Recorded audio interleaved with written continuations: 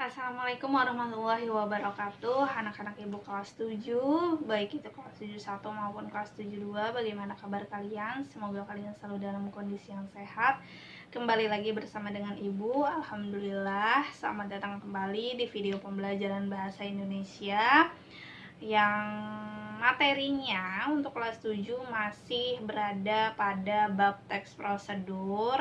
Sesuai dengan janji ibu, ternyata di kelas 7 minggu lalu kita belum diberikan kesempatan untuk tatap muka, jadi ibu akan jelaskan secara daring materi kebahasaan pada teks prosedur.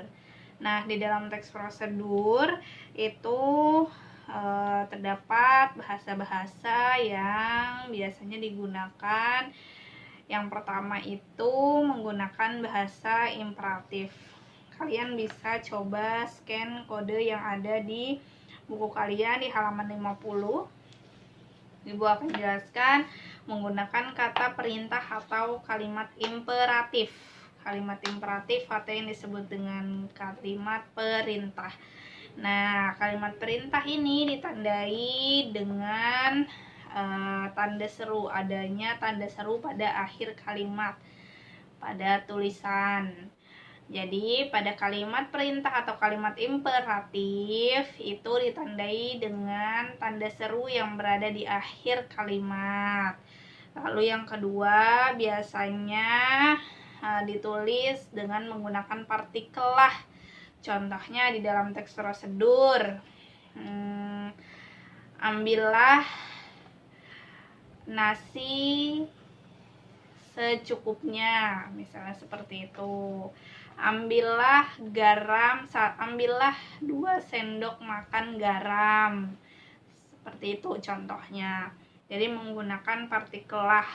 Nah, dalam teks prosedur itu sering terdapat kalimat imperatif atau kalimat perintah. Tanda-tandanya seperti itu ya tadi.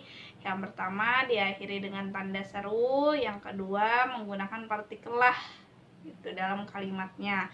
Nah, di dalam teks prosedur juga terdapat konjungsi untuk menunjukkan waktu, untuk menunjukkan urutan. Contoh, sesudah, menggunakan kata sesudah, sebelum, setelah, hingga, sambil. Nah, itu kata-kata konjungsi. Konjungsi itu apa? Ada yang masih ingat?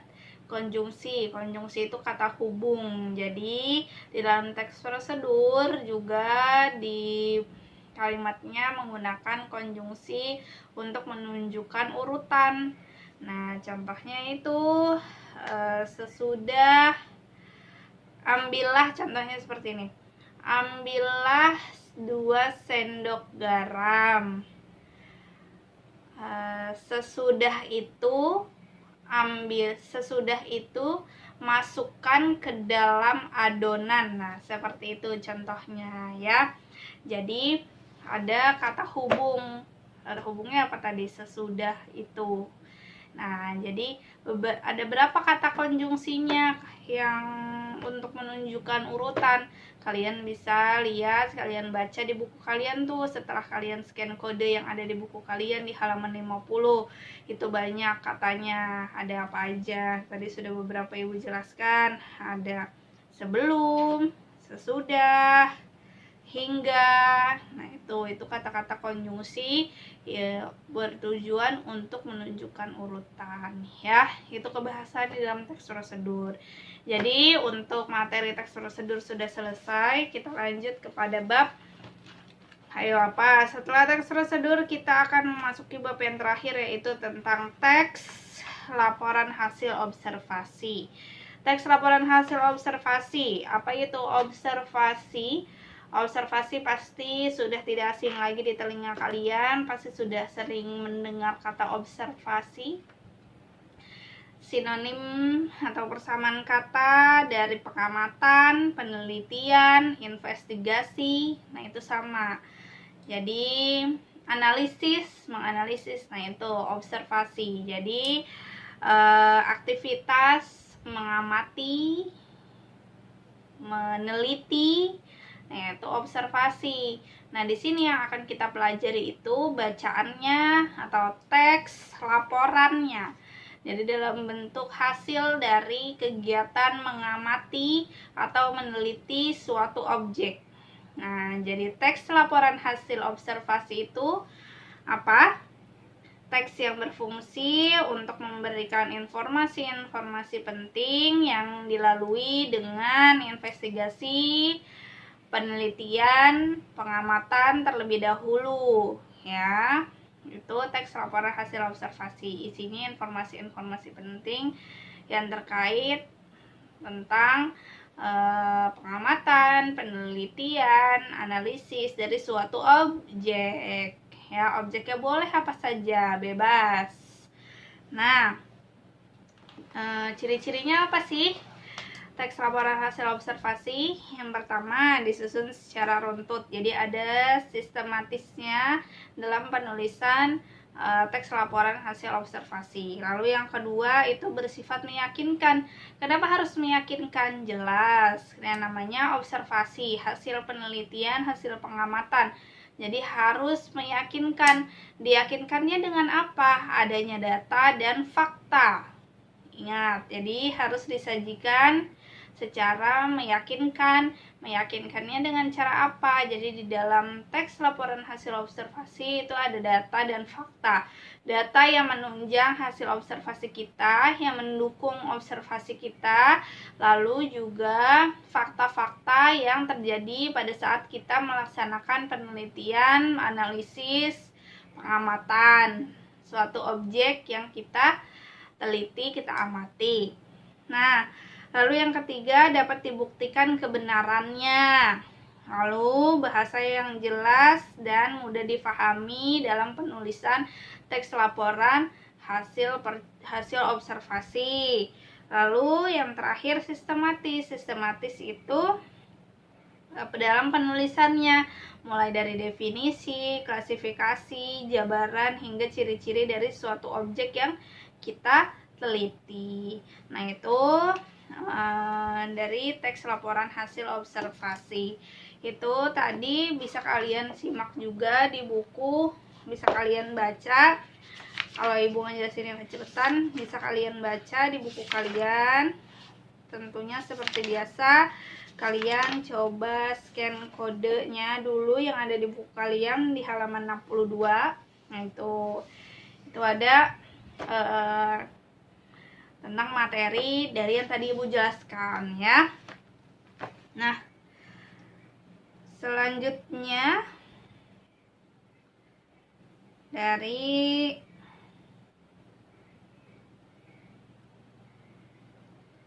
teks hasil observasi terdapat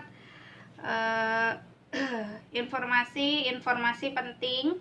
Tadi kan tujuannya untuk memberikan informasi penting. Nah, kan teks laporan hasil observasi itu banyak ya, panjang. Terus bagaimana kita bisa menemukan informasi penting yang terdapat di dalam teks laporan tersebut? Jadi, ya seperti biasa, kita dalam menemukan informasi penting dalam sebuah teks, kita mencari ide pokoknya. Jadi di setiap paragraf kita cari ide pokok. Ide pokok ada di mana aja? Ayo, kita pertemuan terakhir secara tatap muka sudah ibu jelaskan.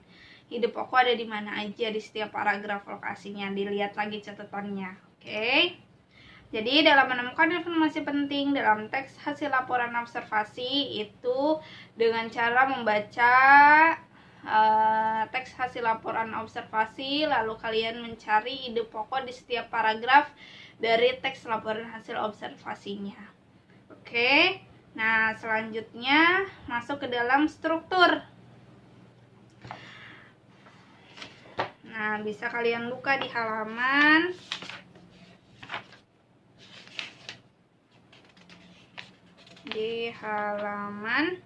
67, struktur dan aspek kebahasaan. Jadi kita akan membahas strukturnya terlebih dahulu.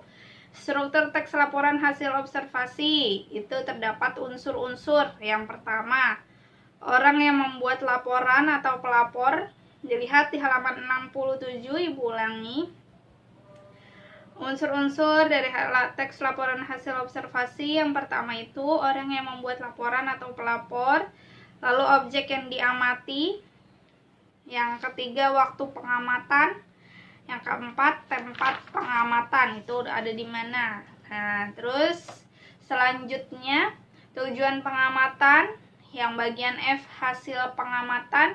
Bagian G, simpulan.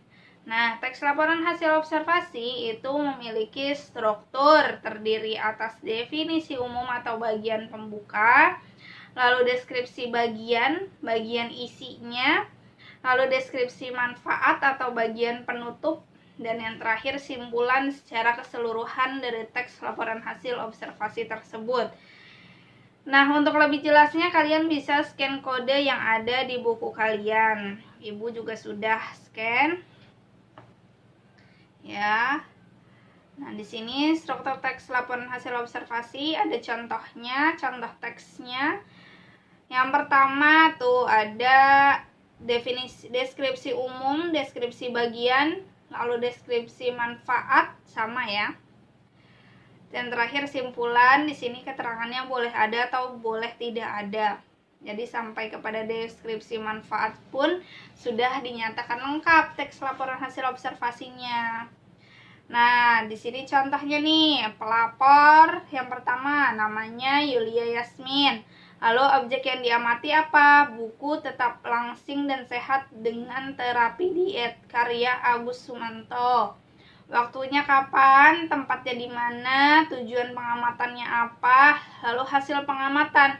Nah, hasil pengamatan di sini cara penulisannya mengikuti struktur. Yang pertama, deskripsi umum, yaitu paragraf pertama. Ya kan? Deskripsi umum paragraf pertama, awet muda menjadi dambaan setiap orang, khususnya kaum wanita, sampai kepada di akhir paragraf. Lalu masuk kepada paragraf yang kedua, masuk ke dalam deskripsi bagian, itu isi dari hasil. Tadi yang deskripsi umum itu pembuka, deskripsi bagian itu isinya. Terus deskripsi manfaat itu manfaat dari hasil laporan observasi. Kalau di sini kan buku ya, mengamati buku. Nah, yang terakhir simpulan deh di paragraf terakhirnya. Nah, itu merupakan contoh dari struktur teks laporan hasil observasi ya. Nah, semoga bermanfaat untuk kalian. Memang karena waktunya juga sudah mepet untuk ujian akhir semester ganjil, jadi agak ngebut untuk penjelasan materinya.